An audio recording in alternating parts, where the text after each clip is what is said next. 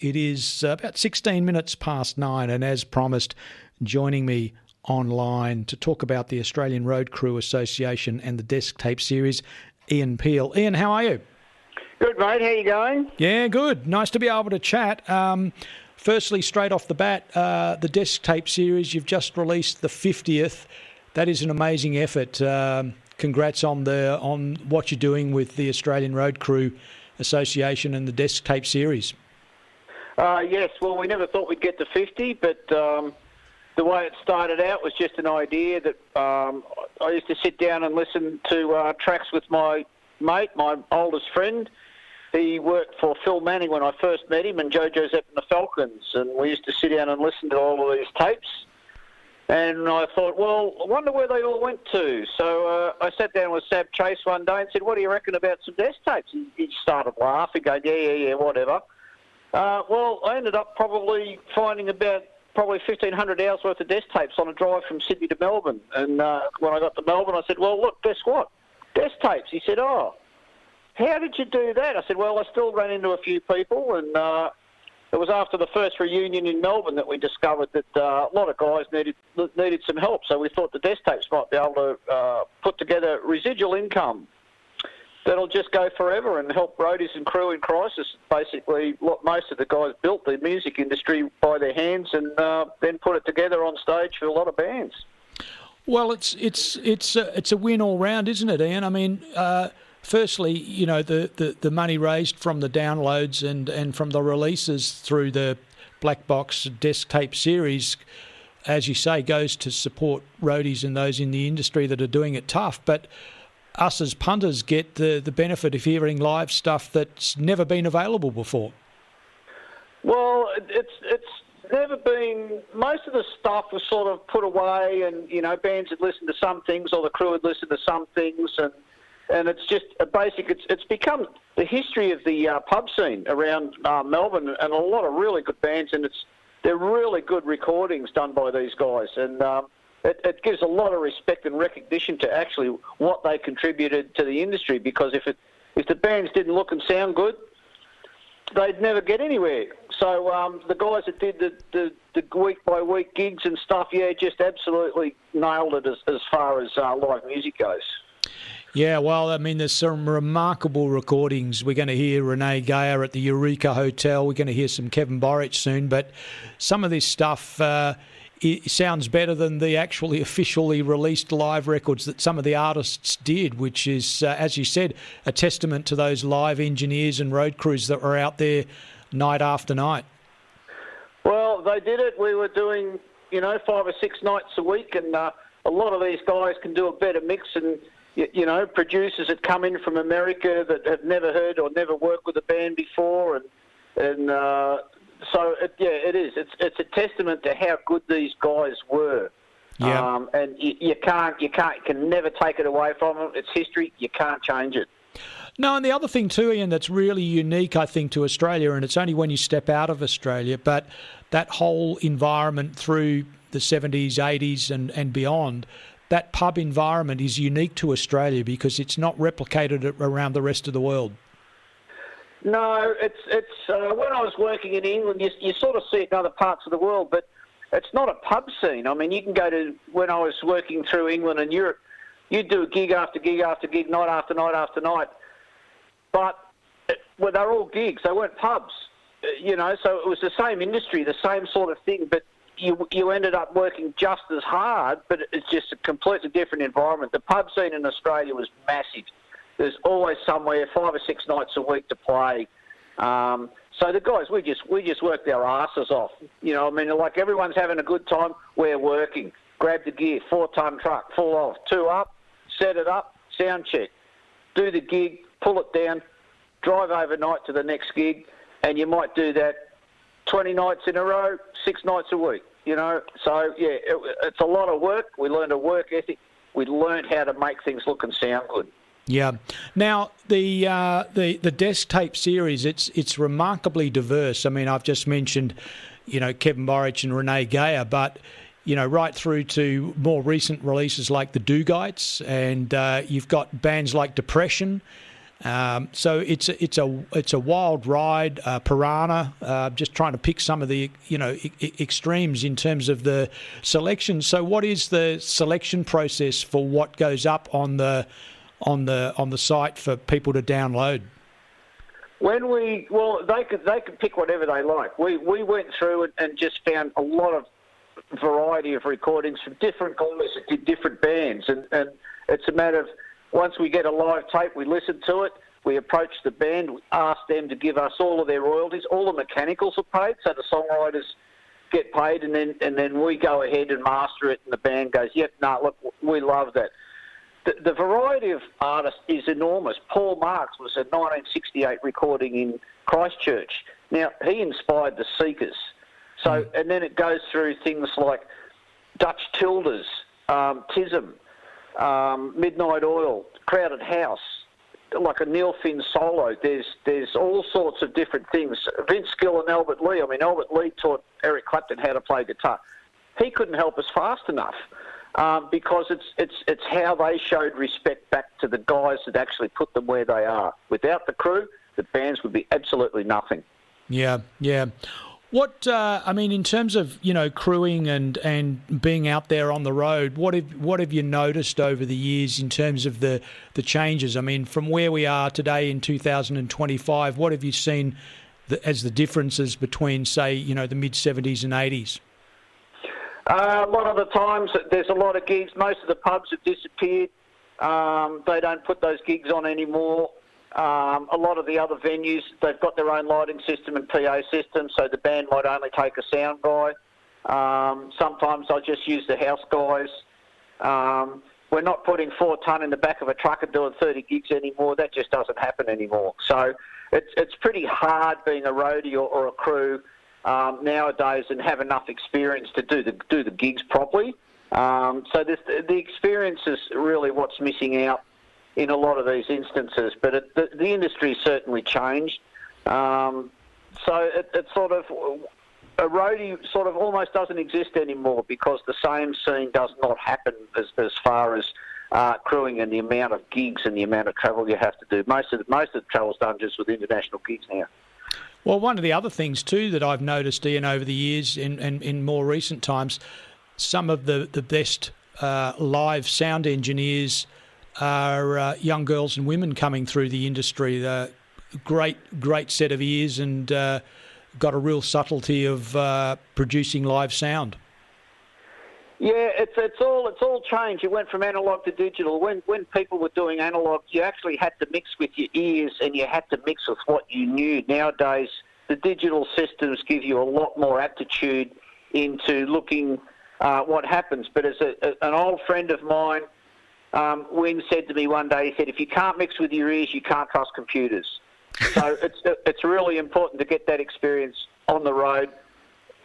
So the analogue system actually gave people the ability to be able to mix with your ears, not looking at a computer.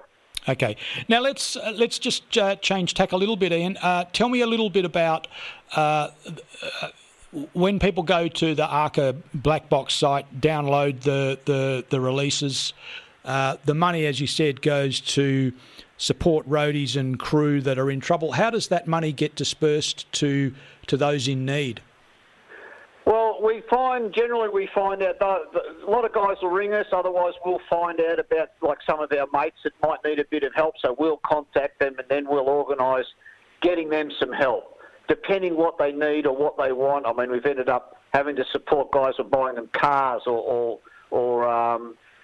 helping with their normal bills or get them food vouchers or just generally communicate. One of the biggest things that's happened is we've been able to put people back together to be able to talk because it's a bit like PTSD, and we're very big on PTSD and suicide prevention, and we're working with the vets for this. But when you put people back together with reunions, they can talk about things that they can't talk about with their own families. So it gets a lot of stuff off their chest, and they find out they've still got their mates. So that's probably one of the most important things, is having that communication and the camaraderie and being able to talk to your mates. It's probably such a great thing to do.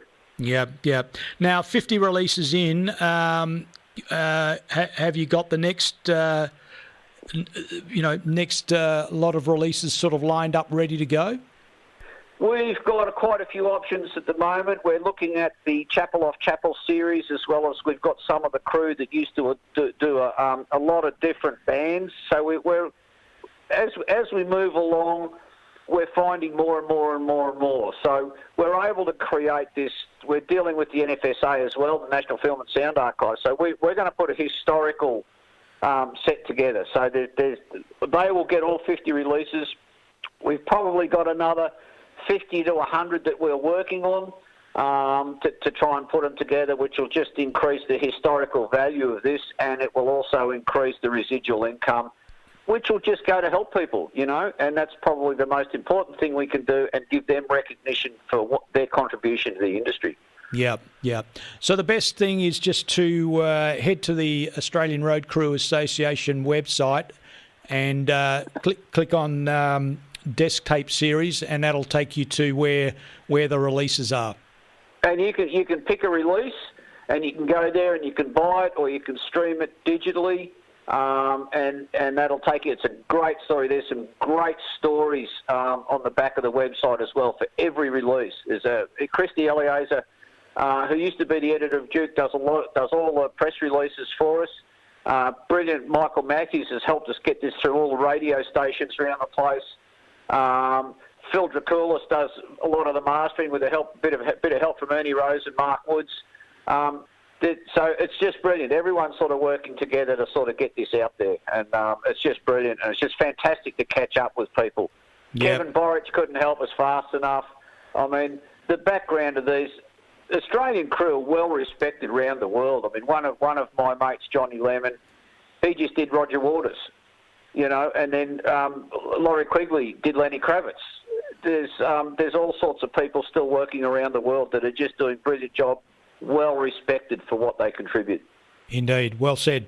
Well, mate, once again, congratulations on what you're doing with ARCA and the Desk Tape series and the support for roadies and crew. 50 releases, remarkable effort, well done. Pass on my regards to Christy. Haven't seen him in a long, long time. And, of course, I'm in touch with Michael, who's doing your publicity. But, Ian, thanks for taking the time to chat to us tonight. We're going to hear a couple of releases. First up, a great version from the Eureka Hotel. This is Renée Geyer from 1979 and Shaken All Over. Ian, thanks very much, mate. Oh, good, buddy. And just remember, the Renée Geyer was mixed by Gerry Georgettis, who ended up over in the States and passed away in 06. So, a lot of memories come with all of this stuff. Indeed they do. All right, speak soon. Cheers, mate. Bye-bye. Thanks, mate. Bye. Come on, you can do better than that. You've got the finest show we've goddamn ever seen here. Come on, let's have it for Renée Geyer, the Kevin Burridge Express. Let's take this roof off this joint.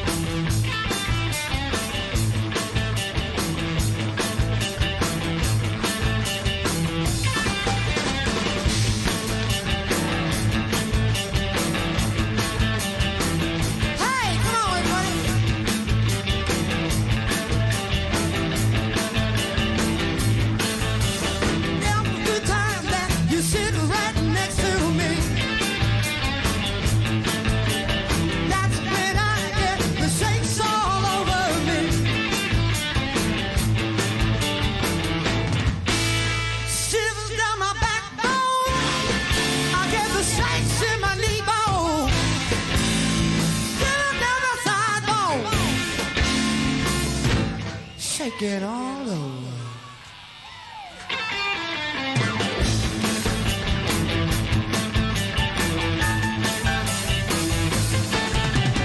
Every time that I see you walking down the street, I get a shiver and a chill all the way down to my feet. Shivers down my backbone. In my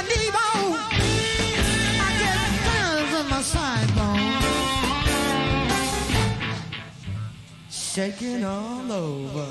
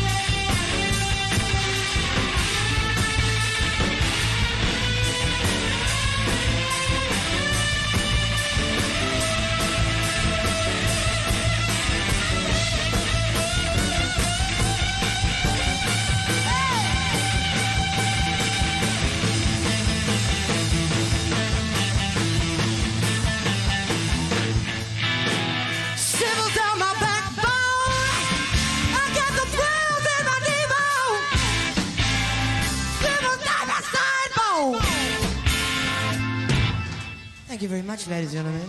Shaking all over.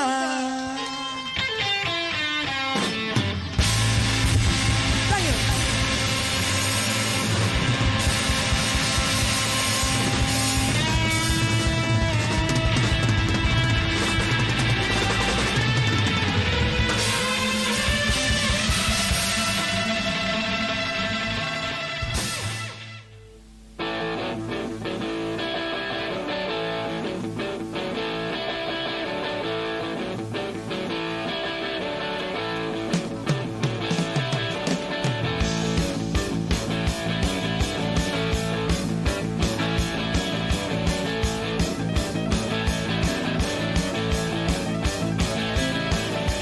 Cut across every highway, from 1 to 49. I had to pay my dues, man, there's bleak shoes I throw up as I cross the state line.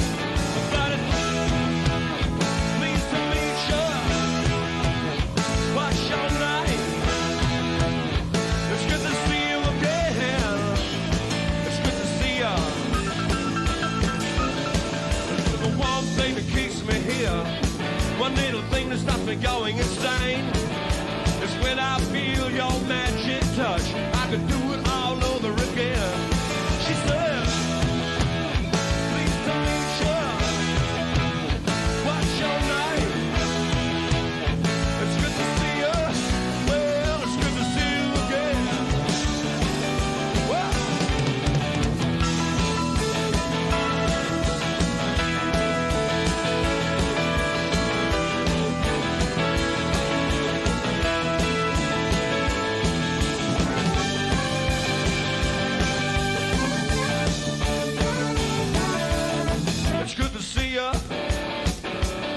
it's good to see you now. She said, pleased to meet you. What's your name? It's good to see you again. It's good to see you. Well, I know I got some nasty habits.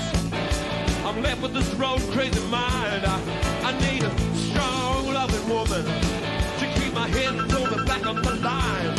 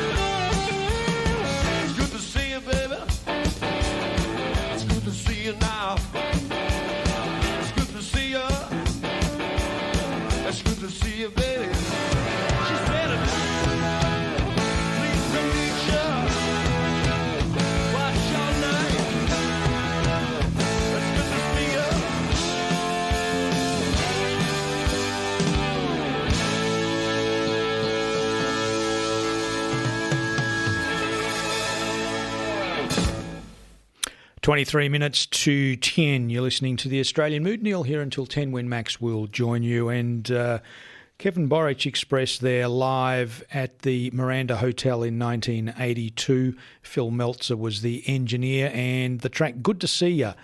And prior to that, we heard Renée Geyer live at the Eureka Hotel in 1979, backed by the Kevin Borich Express and shaken all over. And we were speaking to Ian Peel from ARCA, the Australian Road Crew Association, and their work with the Desk Tape series.